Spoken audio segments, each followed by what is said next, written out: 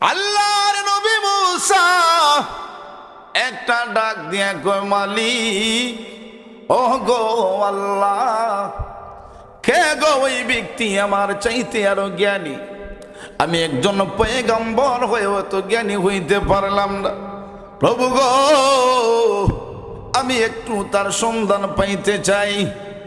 আল্লাহ ডাক দিয়ে বললেন, মুসা রে, যাও নদী দিয়া চলে যাও। আরে মুসা, তার ঠিকানা আমি আল্লাহ তোমাকে জানিয়ে দেই। তুমি যাওয়ার বেলা কিছু মাছ বাজা করে নিয়ে যাইবা। সুবহানাল্লাহ পড়েন। আল্লাহর পয়গম্বর মুসা আলাইহিস সালাতু ওয়াস সালাম মাছ বাজা কইরা রে নদী পথে যাত্রা হয়ে যাইব।